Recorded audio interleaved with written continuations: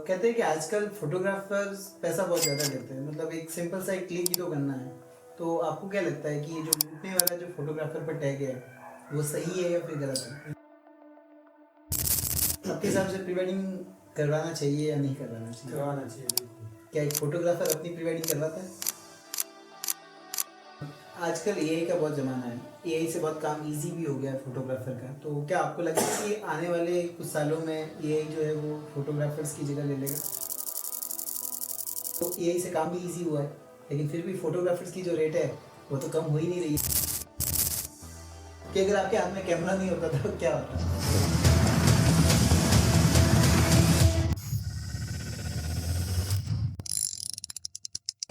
किस तरह से एक सूरज की सही किरण और एक परफेक्ट शॉट चेहरे को यादगार बना देती है। तो आज हम बात करेंगे लाइटिंग की, फिक्स फ्रेमिंग की और एक परफेक्ट शॉट की।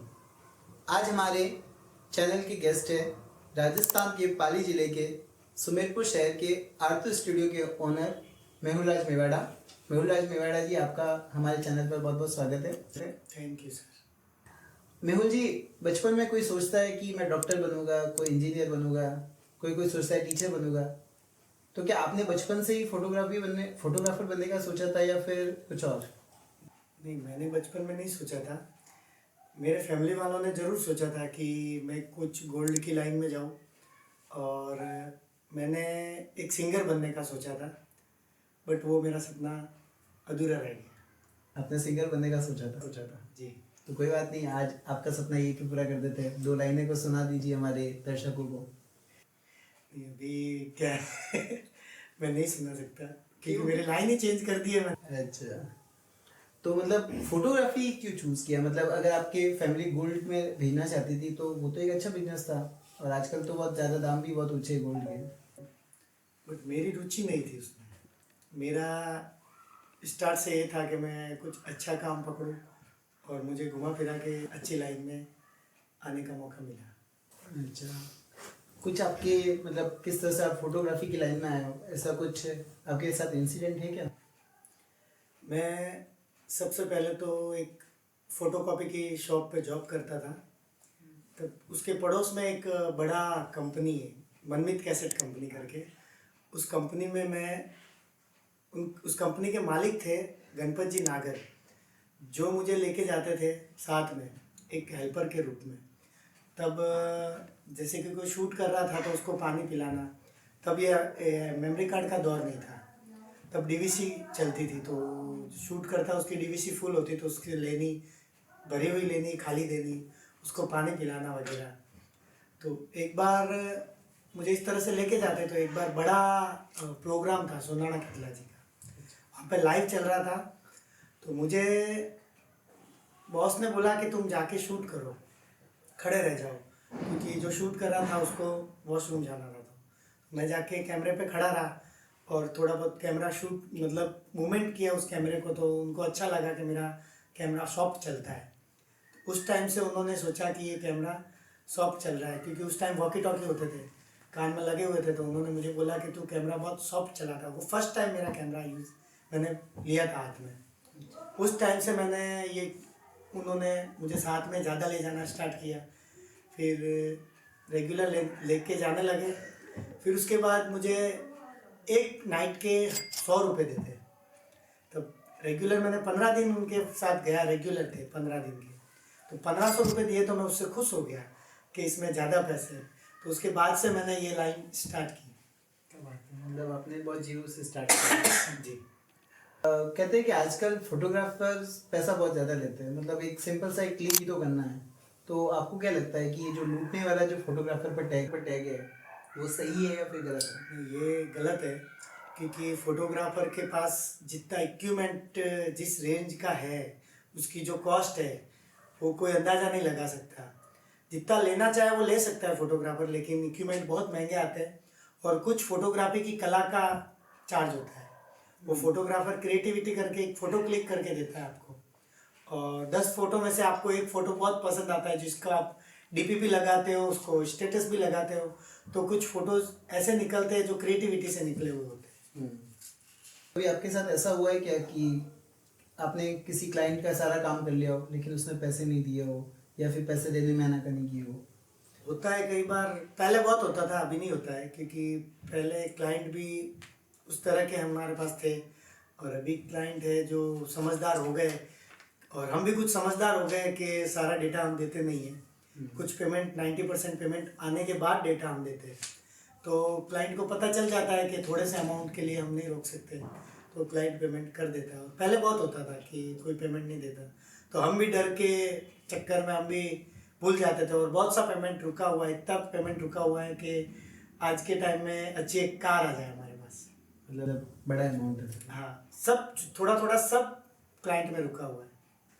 सही है, तो देना चाहिए। तो जो भी दर्शक अगर कोई देख रहा है और अगर मेहुल भाई का पैसा बाकी है तो प्लीज़ दे दीजिए ताकि कार खरीद सके। हमारा अगला क्वेश्चन ये है कि क्या कभी आपके शूट के दौरान, क्योंकि मोस्टली आप वेडिंग शूट करते हो, तो कभी ऐसा हुआ है क्या कि आप शूट कर रहे हो फेरों को और बीच में किसी की सहेली, किसी का चाचा, किसी का फूफा बीच में फ़ोन लेके ऐसे ले रहा है फोटो वोटो, तो क्या आपको कोई तकलीफ होती है या क्या इस चक्कर में कई बार आपको नुकसान हुआ है क्या? होता है कई बार। डेस्टिनेशन वेडिंग में इतना नहीं होता है, जो नॉर्मल वेडिंग होती है, लोकल की वेडिंग होती है, उसमें बहुत सारे होता है और हमको इरिटेट भी बहुत ज़्यादा होता है। हमको इरिटेट करते हैं लोग, क्योंकि हमको क्लाइंट पेमेंट कर रही है और हमको तो क्लाइंट को अच्छा डेटा देना है, और उसके बावजूद भी फ़ोटो मोबाइल लेके बीच में आ जाते हैं, तो हम कोशिश करके भी कुछ अच्छा क्लिक नहीं निकल पाता है कि अच्छा क्लिक करने लगते हैं और कोई बीच में आ जाता है, तो उसमें लॉस क्लाइंट का होता है। हम तो देखे फ्री, लेकिन आप उस परिस्थिति को कैसे हैंडल करते हो? हटाना पड़ता है उनको। तो क्या कहते हैं उनको? इतना क्राउड होता है, साउंड होता है, तो कई बार कुछ निकल जाता है मुंह से तो कोई सुन नहीं पाता है, तो हम कुछ भी करके उनको हटा लेते हैं। कई बार गुस्से में हटाना पड़ता है, कई बार उनको प्यार से हटाना पड़ता है। तो मतलब क्या जेंडर बाइस्ड होते हो कि मतलब हर किसी को प्यार से नहीं, हर किसी को प्यार से किसी को नहीं, ऐसा कुछ नहीं है। हम सब क्लाइंट देखते हैं ना, क्लाइंट कैसा है। अगर वो ज़्यादा ही पूरे वेडिंग में परेशान कर रहा है तो उसको तो फिर वो हमारा लैंग्वेज वही निकलेगा। तो लग रहा है कि अच्छी फैमिली से है या कोई ढंग के मेंबर है, बातों से नहीं मानेगा, बातों से मान जाए। सही है। देखिए, कहते हैं कि कोई भी प्रॉब्लम जो है वो कहकर नहीं आती है, तो क्या कभी आपके शूट के दौरान ऐसा हुआ है कि मेमोरी कार्ड फुल हो गया या फिर बैटरी लो हो गई, या फिर कभी ऐसा हुआ है कि पूरा शूट कर दिया बाद में जो मेमोरी कार्ड ही करप्ट हो गया, तो ऐसा कुछ? नहीं, ऐसा मेरे साथ तो कभी नहीं हुआ है। मैं एक वेडिंग में था, तब सामने से कोई फोटोग्राफर आया था बारात लेके, तो वो फोटोग्राफर बैटरी फुल चार्ज करके आए थे, बट उनका चार्जर भूल के आ गए थे। तो मैं कैनन का कैमरा यूज़ कर रहा था और वो सोनी का कैमरा लेके आए थे, तो वो बैटरी भूल गए थे। तो उन्होंने चार्जर मांगा, बट मेरे पास कैनन के चार्जर अवेलेबल थे और कैमरा एक्स्ट्रा था नहीं। तो मैंने फिर सारे फ़ोटोज़ मेरे जो निकाले हुए थे, सारे फुटेज, वो सब उन फोटोग्राफर को कॉपी करवा लिए थे, क्योंकि वो ऑलरेडी वो उस सिचुएशन में थे कि उनकी हेल्प करना मुझे मेरे जरूरी था। सही है, करनी चाहिए, नेकी कर रही है, मैं डाल होता भी है। आजकल एआई का बहुत ज़माना है, एआई से बहुत काम इजी भी हो गया है फोटोग्राफर का, तो क्या आपको लगता है कि आने वाले कुछ सालों में एआई जो है वो फोटोग्राफर्स की जगह ले लेगा? जगह नहीं ले सकता, क्योंकि शूट करने तो फोटोग्राफर को ही जाना है। रोबोट एआई शूट करने नहीं आएगा। रोबोट आ सकते हैं। रोबोट ही हुआ है, होगा तब देखा जाएगा, तब तक तो अपन कोई बैकअप है क्या, मतलब बैकअप प्लान वगैरह फोटोग्राफर्स का, कि कुछ ऐसा करे कि एआई भी हमारी जगह नहीं ले पाए? यही है, शूट करने एआई एडिट कर सकता है, शूट करने नहीं जा सकता। अब हम कुछ फोटो होते तो उसको एआई को देना कंपलसरी होता है, या कि कुछ बोल के भी देंगे तो वो प्रॉपर फेस उसका नहीं आएगा। तो शूट करने तो फोटोग्राफर को जाना ही है, वीडियो शूट करने भी फोटोग्राफर को जाना है, फ़ोटो क्लिक करने भी जाना है। और एआई सिर्फ एडिट कर सकता है और एडिट अच्छा करता है, नो डाउट, बट कुछ फोटोग्राफर को सोच समझ के एआई पे उतरना चाहिए कि जितना क्लाइंट पेमेंट कर रहा है उस हिसाब से एआई का यूज़ करो। ज़्यादा पेमेंट नहीं कर रहा और आप एआई से क्लाइंट को खुश करना चाहते हो तो फिर आपका आने वाला टाइम ख़राब हो सकता है। सही कहा। अभी आप सस्ते में कर लोगे फिर आपको महंगा पड़ेगा। तो आप ही की बात को वापस कंटिन्यू करते हैं। आपने कहा कि एआई से बहुत अच्छा एडिटिंग होता है, तो एआई से काम भी इजी हुआ है, लेकिन फिर भी फोटोग्राफर्स की जो रेट है वो तो कम हो ही नहीं रही है। तो आपको नहीं लगता है कि एआई के ज़माने में फोटोग्राफर्स को सारे फोटोग्राफर एआई यूज़ नहीं करते ना सर। सारे फोटोग्राफर एआई यूज नहीं करते। जो कर सकते हैं ना, कर सकते हैं, बट जितना नॉलेज, जैसे कि आप में एआई का नॉलेज है उतना मेरे में नहीं होगा, या मेरे में उतना किसी और में नहीं हो सकता। सही है। लेकिन फिर भी आपको क्या लगता है, मतलब क्लाइंट के लिए थोड़ा तो बनता है? थोड़ा करना चाहिए एआई, जहाँ पे ज़रूरत हो और जैसा क्लाइंट हो उसके साथ उसको ऐसा बैकअप दो। और एआई का भी यूज़ करो, ऐसा नहीं है कि नहीं करो, जिसकी जहाँ ज़रूरत है वहाँ एआई का यूज़ कर सकते हैं। और लगता है कि पेमेंट नहीं है और शॉर्ट पेमेंट में क्लाइंट पेमेंट देने में दिक्कत आ रही है क्लाइंट की, और इतना बजट भी नहीं है, तो एआई का यूज़ नहीं करना चाहिए। सही है। आजकल प्री वेडिंग का भी कल्चर है। पहले ऐसा होता था कि दूल्हा दुल्हन की शादी के बाद वो मेन पोज होते थे, दुल्हन के मेहंदी वाले और चूड़ियों वाले, और लेकिन अभी सारा प्री वेडिंग में हो जाता है। तो आप प्री वेडिंग को ज़्यादा सपोर्ट करते हैं या पहले वाले कल्चर को, या फिर मतलब क्या है प्री वेडिंग के बारे में आपका क्या कहना है? प्री वेडिंग का अच्छा है, प्री वेडिंग करने जाओ तो ट्रेडिशनल में अच्छा प्री वेडिंग होता है। अभी रिसेंटली मैंने पूरा प्री वेडिंग ट्रेडिशनल में किया है, 2 ब्रदर का प्री वेडिंग था, और उनके फैमिली में वेस्टर्न ड्रेसिंग वगैरह अलाउड नहीं होती है, तो मैंने पूरा प्री वेडिंग उनका ट्रेडिशनल में ही किया है। तो ट्रेडिशनल में कर सकते हैं और अच्छा होता है, और जैसा क्लाइंट। आपको नहीं लगता है कि पहले जो शादी के बाद वो होता था उसमें थोड़ा एक अलग ही मज़ा होता है?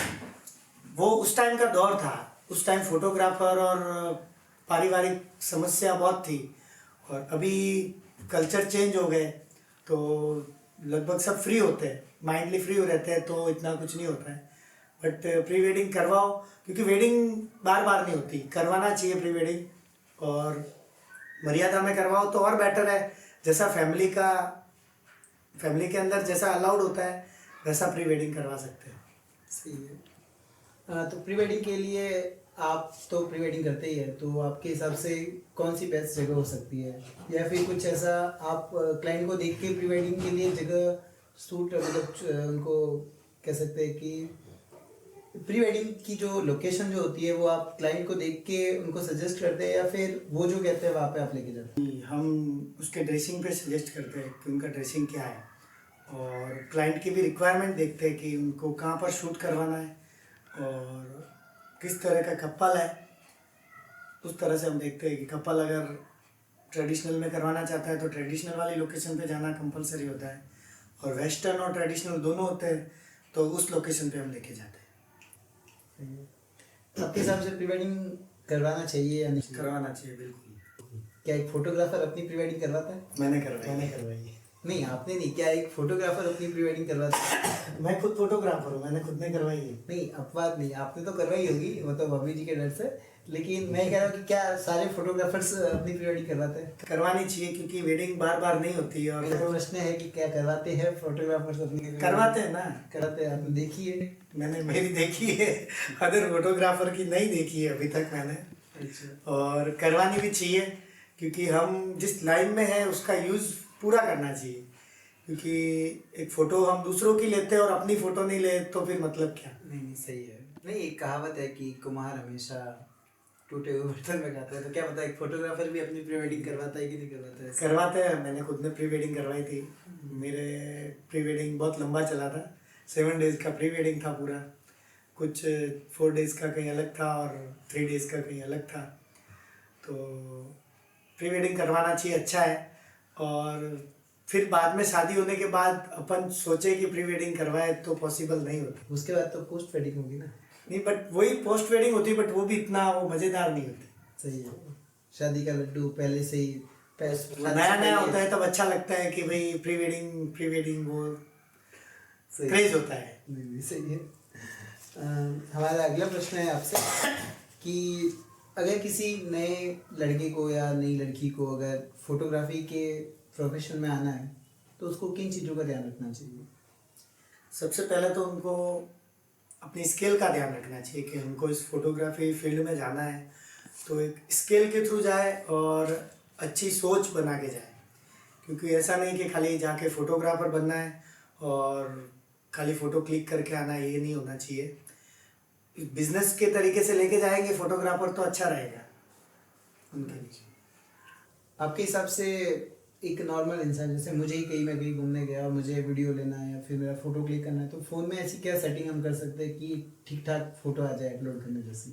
फ़ोन में तो ऑलरेडी कंपनी दे सकती है, दे देती है। आप जिस लोकेशन पे जाते हो, कैमरा ऑन करते हो, वो कुछ सेकंड में उसकी पूरी रिव्यू निकाल देता है कि वो उसका कलर बैलेंस ऑटो कर देता है, उसकी आईएसओ एपरेचर जो भी होता है पूरा, मतलब ऑटो कैमरा ही होता है फ़ोन में। लेकिन फिर भी कुछ ऐसे टिप्स हो जो सिर्फ फोटोग्राफर को पता हो या फिर उनके सिर्फ परिवार को पता हो कि हाँ नहीं, क्लिक करते समय ये तो ध्यान आपको रखना अगर चाहिए। सिंगल फोटो क्लिक करवानी है तो पोर्ट्रेट मोड पे करवाओ, अच्छा आएगा। और जितना हो सके उतना कैमरे के साइड बिना देखे फोटो क्लिक करवाओ तो और बेटर आएगा। और स्माइल जरूरी होनी चाहिए, सही है। बिना स्माइल क्या फोटो क्लिक करवा के देखोगे तो आपको अच्छा नहीं लगेगा। आपकी स्माइल बहुत अच्छी है वैसे। सही है। अगर पहले पहले मतलब ऐसा होता था कि हम लोग राखी हो, दिवाली हो, होली हो, स्टूडियो में जाके फोटो क्लिक कराते थे। आजकल वो वाला कल्चर खत्म हो रहा है। आपके हिसाब से क्या अभी भी लोगों को स्टूडियो में जाके फोटो क्लिक करवाना चाहिए या फिर ठीक है फ़ोन में ही? अभी फ़ोन आने के बाद तो बिल्कुल बंद ही हो गया, तो पॉसिबल भी नहीं। उस दौर में रिटर्न जाने के लिए तो बहुत टाइम लग जाएगा, क्योंकि फ़ोन आने के बाद तो फिर रिवर्स जा ही नहीं सकते, वो गाड़ी फर्स्ट गियर से फोर्थ गियर तक ही जानी है। लेकिन एक अपने हाथ में होता है ऑफ कॉफी बढ़िया नहीं लगता है ना। होता है, बट अभी क्या करते हैं लोग, फ़ोन में क्लिक करवा के कई बार हमारे पास भी आते हैं कि हमको प्रिंट निकाल के दो, तो हमको निकालना ही है क्योंकि वो क्लाइंट है, तो निकालना ही है। सही। तो आपके हिसाब से अगर किसी को अभी अपना नया स्टार्टअप खोलना हो इसी फोटोग्राफी के प्रोफेशन में, तो उसको एज ए स्टूडियो की तरह लेके जाना चाहिए या एज अ एडिटिंग हाउस की तरह लेके जाना चाहिए? नहीं, स्टूडियो भी कर सकते हैं अगर उसका हुनर हो कि भाई मैं एडिटिंग के साथ साथ वेडिंग का बुकिंग भी करूँ तो वो कर सकता है। और जस्ट वो फ्रीलांसर है तो उसको सिर्फ शूट करने जा सकता है, तो उसमें इक्विपमेंट की ज़रूरत होती है, कंप्यूटर की ज़रूरत होगी, क्योंकि शूट कर रहा है तो उसको डेटा कॉपी करना ही है, लैपटॉप या कंप्यूटर से करना ही है। बट एडिटिंग के लिए उसको उसके हिसाब का सिस्टम लेना पड़ेगा और सॉफ्टवेयर वगैरह उसके हिसाब से लेने पड़ेंगे।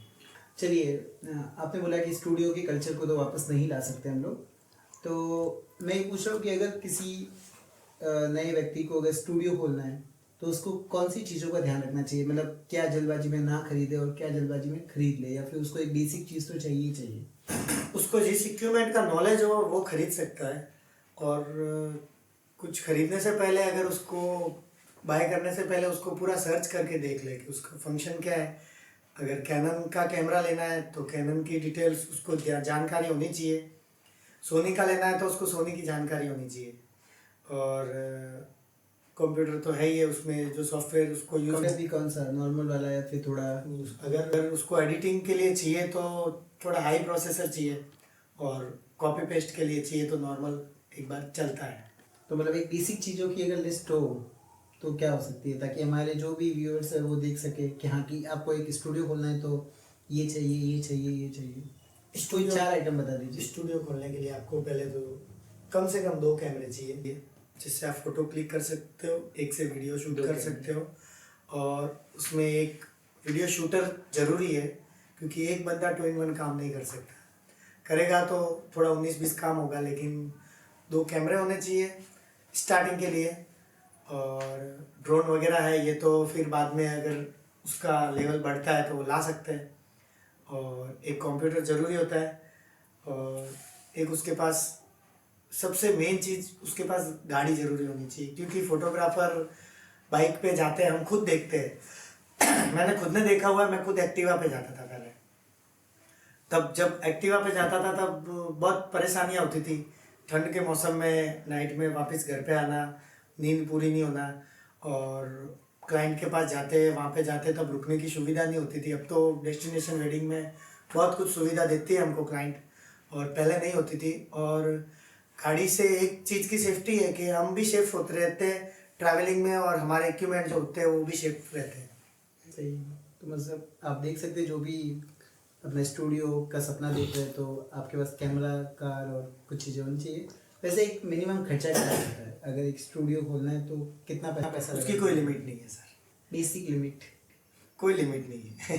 0 रुपए से तो नहीं खोल नहीं, सकते? जीरो से नहीं खोल सकते। मतलब एक कि हाँ भाई आपको 50,000 लाख नहीं है, कितना हो सकता है?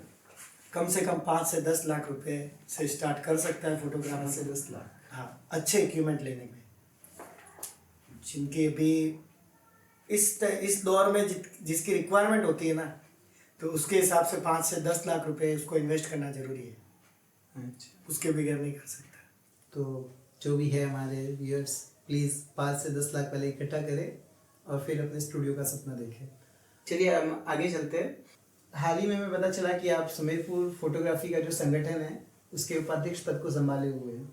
तो मतलब आपने इस पद को क्यों और कैसे संभाला है, या फिर क्या परिस्थितियाँ बनी कि आपको ये पद संभालना पड़ा? नहीं, हमारे जब एसोसिएशन की मीटिंग हुई थी तब कुछ वरिष्ठ लोग थे, सीनियर फोटोग्राफर कहते हैं उनको, और वो बहुत ही जानकार इंसान है, जिनका नाम मैं ले सकता हूँ तो थगाराम जी माली, और जिनके कल्पना स्टूडियो है, और एक हरिओम स्टूडियो वाले छगन जी, और एक वेड मूवमेंट वाले मुकेश भाई। ये तीनों बहुत समझदार इंसान हैं, और इन्होंने एक अध्यक्ष को चुना था और एक उपाध्यक्ष को चुना था।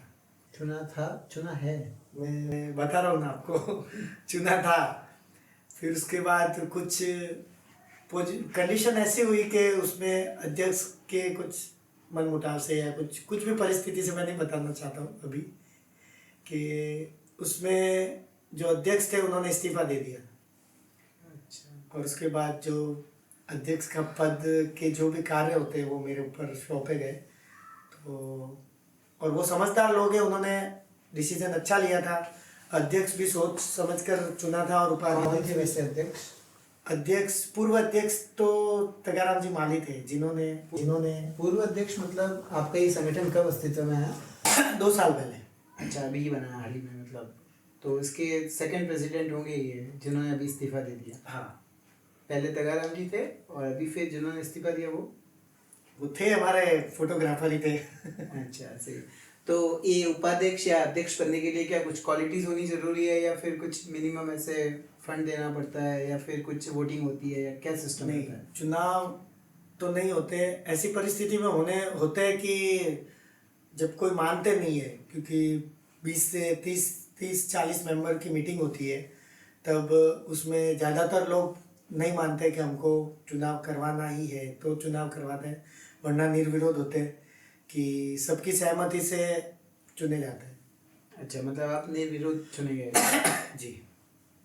तो कितने समय के लिए होता है उपाध्यक्ष का पद? 2 वर्ष, 1 वर्ष, क्या मतलब कुछ होता है? मिनिमम 1 साल के लिए होता है। अगर सब उस अध्यक्ष या उपाध्यक्ष के काम, कार्यकारिणी के काम अच्छे लगते हैं तो लंबे चल सकते हैं, और कई बार कुछ मनमुटाव होते हैं या कुछ प्रॉब्लम्स आती है बीच में, तो उसमें फिर 1 साल तक चलाना पड़ता है।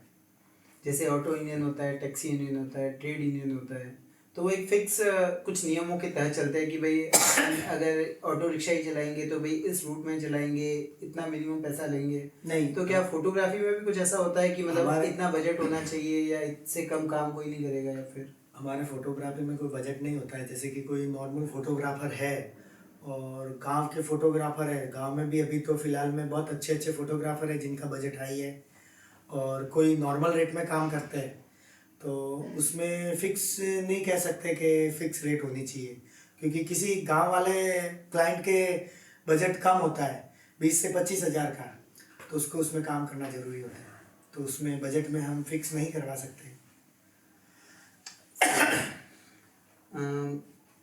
आपने उपाध्यक्ष का पद संभाला, तो आपको ये एक्सपेक्ट था कि इस साल तो मैं ही बनूंगा, या फिर अचानक ही मिला? नहीं, अचानक मिला। तो आपको खुशी हुई या फिर? नहीं, खुशी हुई, लेकिन किसी को प्रॉब्लम भी हुई, और खुश होने वाले खुश भी हुए, जिनको प्रॉब्लम थी उनको। वो तो हर किसी 2 सिक्के के 2 पहलू होते हैं, है ना? कोई गुस्सा होगा, किसी और को मिला होता तो मे भी शायद आप भी गुस्सा या नहीं, मैं नहीं होता। मैं अध्यक्ष की बात करूँ तो मुझे खुशी हुई थी, लेकिन जब सब ये निर्णय लेने के बाद फोटो क्लिक करवाने के टाइम किसी को एटीट्यूड भी आ गया था, और मैंने तो सोच लिया था कि अब मेरे और अध्यक्ष के बीच में कुछ रियल बोलूँ तो थोड़ा डिस्टर्ब चल रहा है, अभी भी डिस्टर्ब चल रहा है। तो मतलब क्या आपकी तरफ से ज़्यादा है या फिर उनकी तरफ से? वो मैं नहीं, अगर आपकी इच्छा हो तो बताइए, वरना ऐसा कोई ज़रूरी नहीं है। वो बता नहीं सकता, बट थोड़े बहुत छोटे मोटे मन मुटाव है, अभी भी है, लेकिन मैं मन में नहीं रखता। जिस रास्ते अपने को जाना नहीं उस रास्ते का नाम क्यों लेना। सही है, लेकिन मेरे हिसाब से माफ़ कर देना चाहिए, छोड़ देते हैं ना आगे बढ़े, नहीं, हम तो क्योंकि क्या लेके जाएंगे। कोई बात नहीं है, हम आशा करते हैं कि, और आप भी जो भी है वो आशा करेंगे और प्रे करेंगे कि इनका और अध्यक्ष जी का जो भी मन मुटाव है वो जल्दी सुलझ जाए और इस होली पे दोनों एक दूसरे को रंग लगाए। नहीं, अभी उन्होंने इस्तीफा दे दिया है। इस्तीफा दे दिया, कोई बात नहीं, तो अगले साल सही। हम अपने नेक्स्ट क्वेश्चन की ओर चलते हैं। आपने हाल ही में उपाध्यक्ष का पद संभाला है, तो क्या उपाध्यक्ष से किसी राजनीति की ओर जाने का आपका इशारा है या फिर नहीं?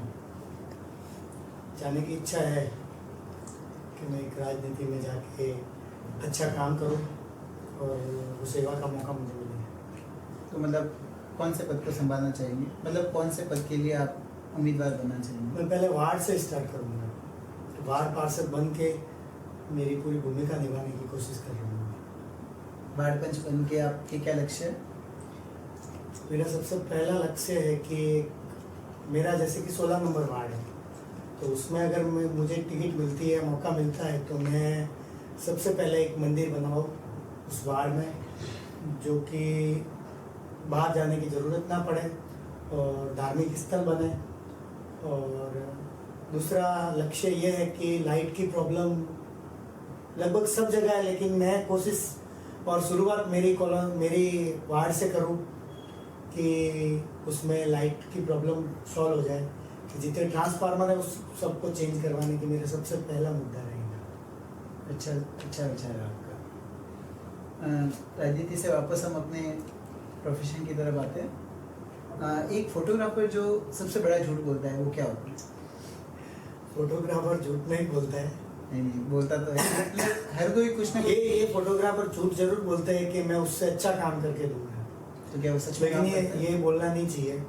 और कई बार ऐसा होता है कि फोटोग्राफर ये तो बोल देता है कि मैं उससे अच्छा काम करके दूंगा, और ये बोल के काम रेट कम करके भी ले लेता है, और क्लाइंट को ये लगता है कि उससे अच्छा काम करेगा और रेट कम ले रहा है, तो उसको वो उसके चक्कर में बहकावे में आके क्लाइंट उसको काम फोटोग्राफर को दे देती है।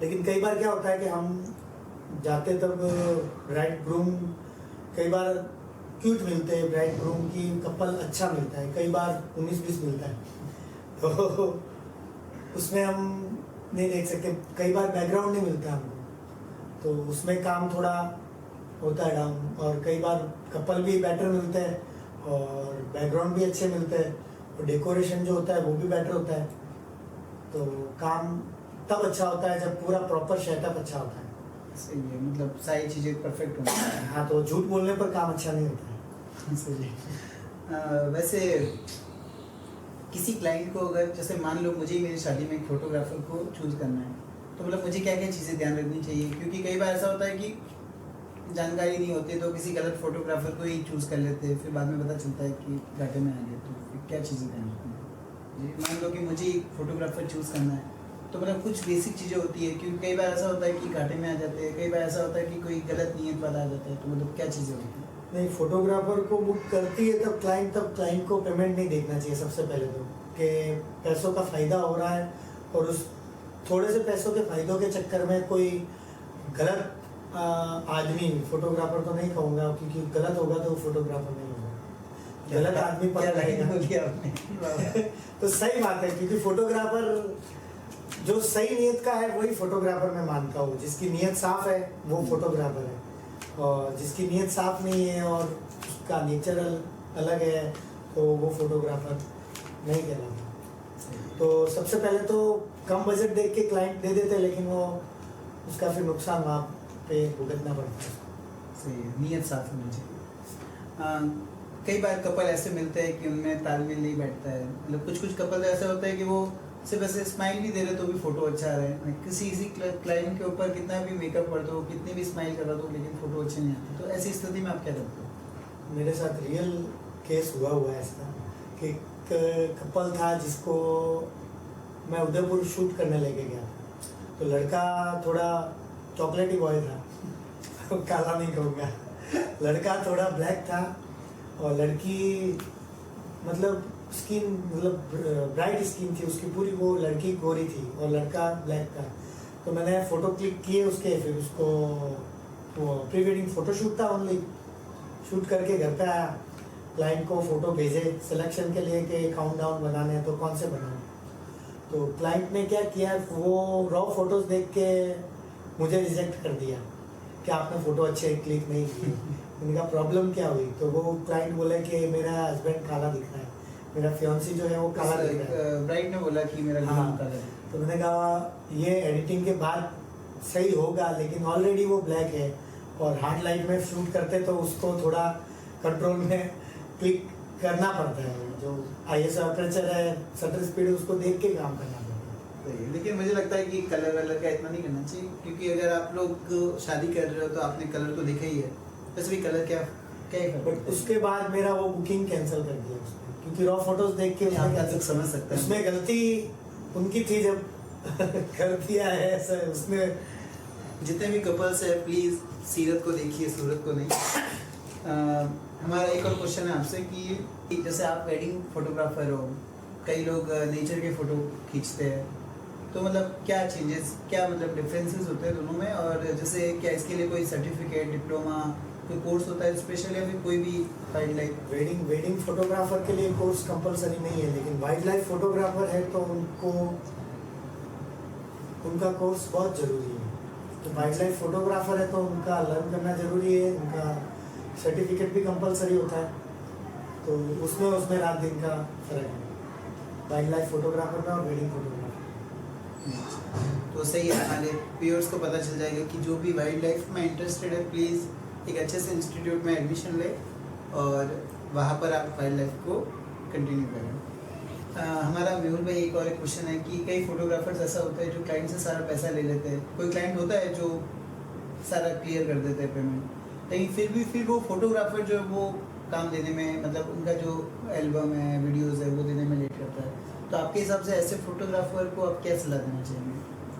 नहीं, एल्बम टाइम पे देनी चाहिए, लेकिन कई बार ऐसा भी होता है कि क्लाइंट फ़ोटो सिलेक्शन करने में टाइम लगाते हैं, तो उसके कारण से फोटोग्राफर फ़ोटो एल्बम टाइम पे नहीं दे सकता। क्योंकि टाइम पे अगर क्लाइंट फ़ोटो सिलेक्शन करके देगा तब फोटोग्राफर एल्बम टाइम पे बना के देगा, और उसके बावजूद भी नहीं देता है तो फोटोग्राफर की गलती है। तो ऐसी चीज़ों के लिए कोई आपका संगठन ऐसा कभी एक्शन लेता है? मतलब मान लीजिए मेरा ही है, आपको मैंने ऑर्डर दे दिया, आप समय पे नहीं कर रहे हो, तो मैं क्या संगठन के पास जा सकता हूँ? जा सकते हैं, बिल्कुल संगठन के पास जा सकते हैं। उनकी कार्यकारिणी कमेटी से बात करके आप फोटोग्राफर की जो आपकी डील हुई है उसका बाकायदा आपके पास बिल होना चाहिए, और जो लिखित में है वो आपको शो करना जरूरी होगा। तो फिर संगठन से उसको न्याय मिल जाए। उसके बाद जो भी होगा वो संगठन डिसीजन लेगा। ये बहुत अच्छी चीज़ है। देखिए हमारा एक और क्वेश्चन है आपसे कि देखिए हर एक के जीवन में एक परिवार होता है, तो फोटोग्राफर का भी एक परिवार होता होगा, तो क्या आपने फोटोग्राफी का चयन करके अपने परिवार को वो सारी खुशियाँ दी है क्या? और दूसरा क्वेश्चन हमारे साथ ये भी है कि एक फोटोग्राफर को कई बार दूर दूर जाना पड़ता है अपने काम के सिलसिले में, तो उस चीज़ को आप कैसे हैंडल करते हैं? जल्दी घर आते हैं या घर आना होता है, या फिर? आपने पहले खुशियों का बोला है, सारी खुशियाँ देनी, तो मैंने अब तक कोशिश की है बहुत सारी, और कुछ कोशिशें बाकी है मेरी खुशियाँ देने की, कि मैं खुशियाँ दूंगा और दी भी है। और मेरा जो मेरा सपना है और मेरे घर वालों का सपना है वो पूरा इस फोटोग्राफी फील्ड से ही पूरा करना है। और घर आने की बात है तो घर पे एक फोटोग्राफर होता है, वो घर वालों को छोड़ के जाता है, तो उसको सपना पूरा करना ही ज़रूरी होता है। क्योंकि घर वालों को छोड़ के बाहर जा रहा है और उसके बावजूद भी सपने पूरे नहीं कर पा रहा है, खुद के और परिवार वालों के, माता पिता के, उनके बच्चों के, तो फिर बाहर जाना उसका फिजूल है। कई बार आप लेट भी आते होंगे, तो मम्मी का, या फिर जैसा कि आपने बताया आप शादीशुदा भी है और एक छोटे से प्यारे से बच्चे के पिता भी बन चुके हैं, उसके लिए भी आपको बहुत बधाई। तो क्या उनके फ़ोन आते हैं तो आप उनको कैसे मतलब जवाब देते हैं कि मतलब आ रहा होगा, फिर उनकी क्या टेंशन रहती है? फ़ोन आते हैं घर वालों के दिन में, कई बार तो घर वाले बिजी होते तो फ़ोन नहीं करते, कई बार घर वाले 4 फ़ोन कर लेते हैं, कहाँ है, खाना खा लिया, या खाना खा लिया, कहाँ पे हो, कितने टाइम में आओगे, ये सब घर वाले करते हैं।